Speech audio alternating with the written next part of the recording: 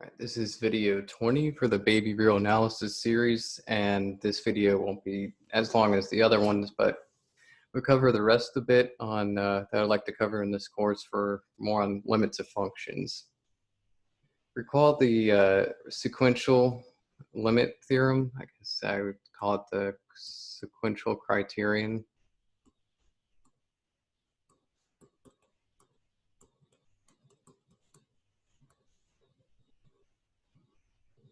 For a limit of a function.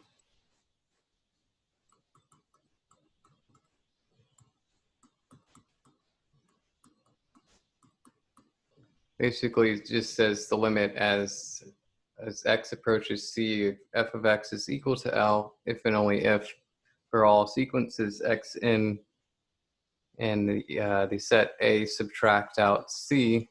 If the xn converges to c, then f of xn converges to L. All right, that was the sequential criterion. And some sequence properties from when we covered sequences, we had that if we had the sequence A and converges to A, B and converges to B, and C is a real number, then if you multiply like the constant to a sequence, you get the constant times its limit A. You add or subtract together two sequences term by term, you get the adding or subtraction of the two limits A and B. Same thing for multiplying and same thing for dividing. Well, we have the same for functions of limits. This is just the limit function of the same examples. So if you have a limit f of x equals L as x approaches c, and then g of x equals m as x approaches c, and you have a as a real number, then you have bullet points. First bullet point, limit as x approaches c is some constant a times the function f of x is equal to a times L. And then if you add or subtract two functions, f of x and g of x, with their respective limits, you get L plus or minus m. Same thing for multiplying, it becomes L times m, and then dividing, it becomes L divided by m, provided that g of x is not 0 and m is not 0. All right, and the proof for these follow directly by asserting these sequence properties and by applying the sequential limit theorem, or by applying the sequential criterion for limit of a function. So these basically follow because we know that we've already proved these sequence properties, and these are essentially limits of functions follow from because it's also considered because of the sequence. So for an example, if we were to prove f of x times g of x as x approaches c, if that limit is L times m, we make a note that, well, the limit of f of x equals L as x approaches c if and only if for all sequences x in and a subtract c, x in approaches c, then f of x in approaches L. And the same for g, except you have x in approaches c, then g of x in approaches m. And that's by the sequential criterion. So we have that as our assumptions. So by the properties of sequences, we multiply the sequences f x in times g of x in, then that's going to converge to L times m by our properties of sequences, and that's if and only if the limit as x approaches c of f times x, f of x times g of x is equal to L times m by the sequential limit theorem, or the criterion, sequential criterion for a limit. All right, so essentially because we know these are sequences and we can apply the properties for sequences. All right, so that's where that comes from. And we can also talk about divergence criterion. Well, if the limit of f of x as x approaches c does not equal L, then that's if and only if there exists a sequence x in and a take away c, where x in converges to c, but f of x in does not converge to L. In other words, if you can produce two sequences, let's say xn and yn, such that xn and yn both converge to C, but when you apply the function f of xn converges to L, f of yn converges to M, and L doesn't equal M. That'll show divergence as well.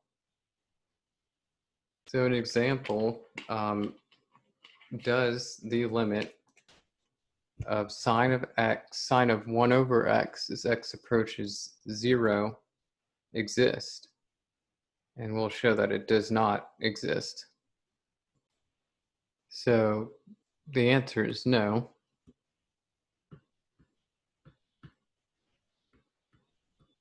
So why?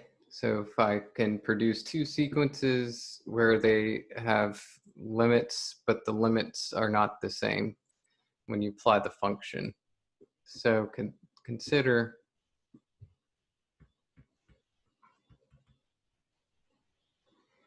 we know that if you take sine of pi over 2 plus 2 in pi,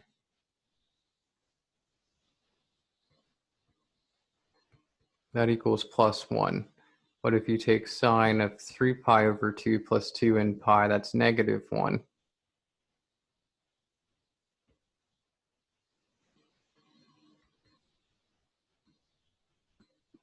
So consider the sequence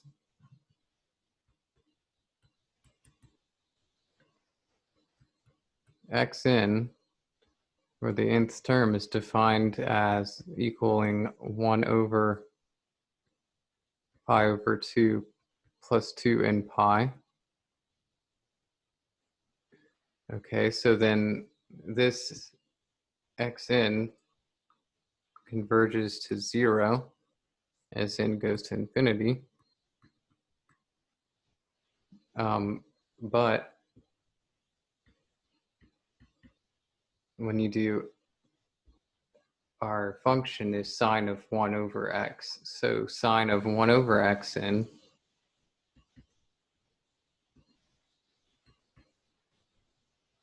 that's going to converge to plus 1. Now, if we did yn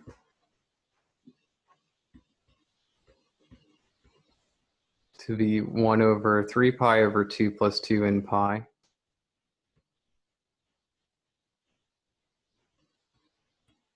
which that converges to 0 as n goes to infinity. But sine of yn, sine of 1 over yn, right? We take the reciprocal, and then that's the sine of 3 pi over 2 plus 2 in pi. That's going to converge to negative 1. So we've produced two sequences.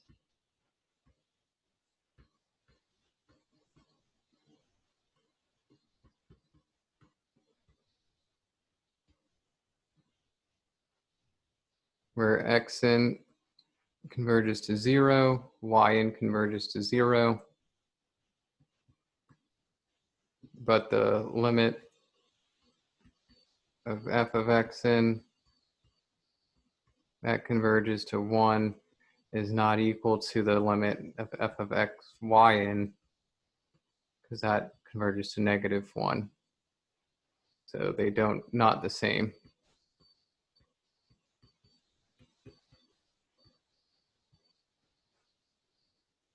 So the limit of sine of 1 over x as x approaches 0 does not exist.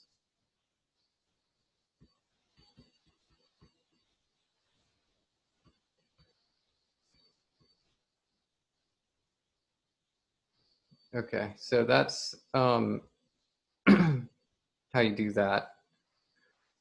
As far as showing divergence. All right, so something I didn't talk about yet was for a function is bounded.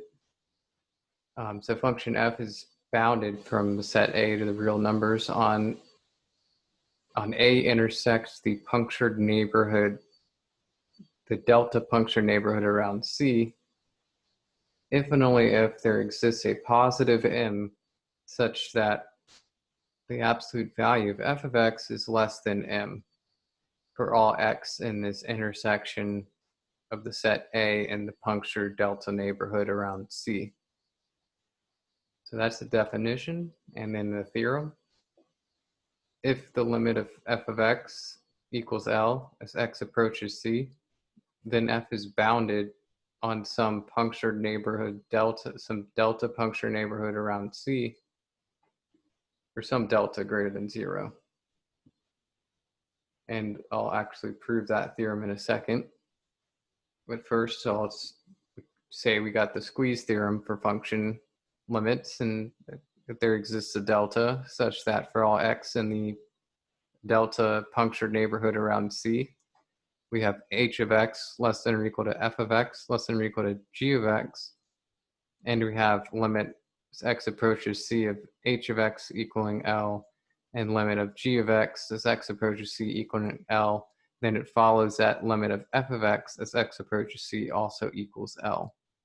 All right, so this proof of this follows by just applying the squeeze theorem for sequences and then making use of the sequential criterion for limit of a function. So it follows directly just because we know the squeeze theorem for sequences and by the sequential criterion of limit of the function. Okay, so that is the squeeze theorem, and now I'll do a proof of this theorem. And then that'll be the end for this video, and then we'll start a new topic. The next video is going to be on continuity.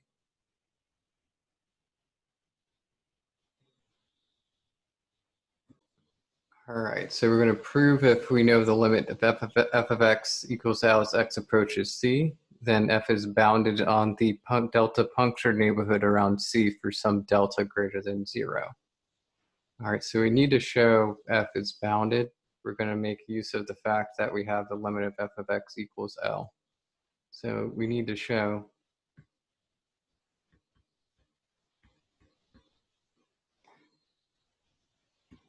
so what do we need to show? So the bounded definition, basically we need to produce a positive real number m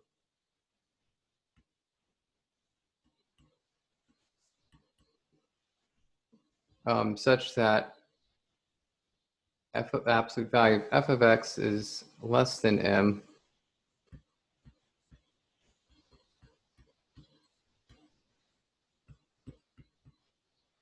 for all x and the intersection of A and the punctured neighborhood around C, delta neighborhood around C.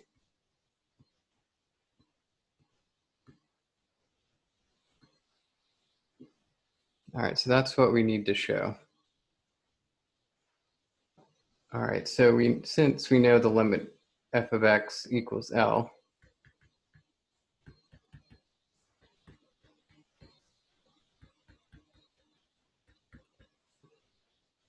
then we know for all epsilon, there exists a delta, so that for all x in A, such that 0 is less than the absolute value of x minus C less than delta, so that's the x being in the intersection of A and the punctured delta neighborhood around C. So we have that. Then the absolute value of f of x minus L is less than epsilon, and that's true for all epsilon. All right, so since we know that, let's pick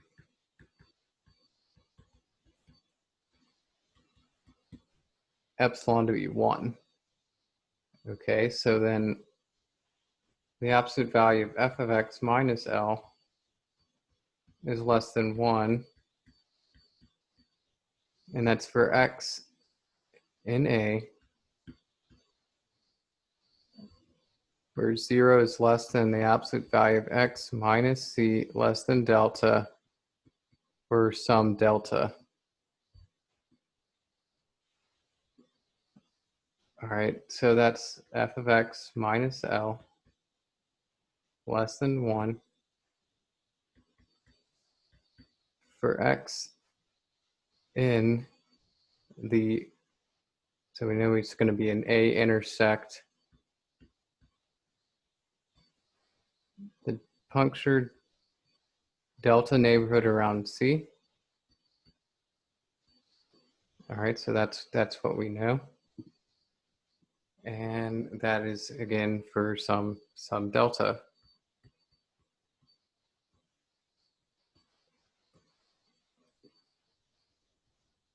All right. So we need to show that it's in this punctured delta neighborhood. So since it's in the intersection, then we can just go ahead and say, and I'm just kind of being a little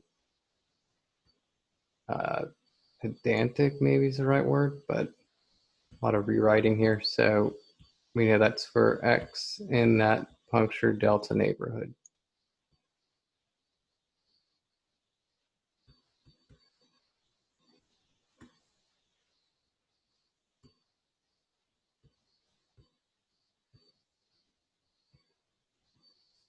All right, and we need to produce an m such that f of x, absolute value of it, is less than m, where m's a real number.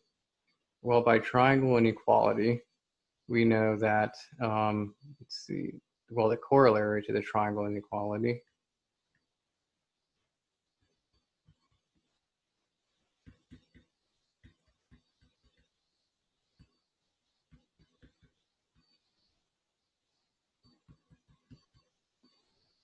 the absolute value of f of x minus the absolute value of L is less than or equal to the absolute value of f of x minus L. And then we know that's less than 1.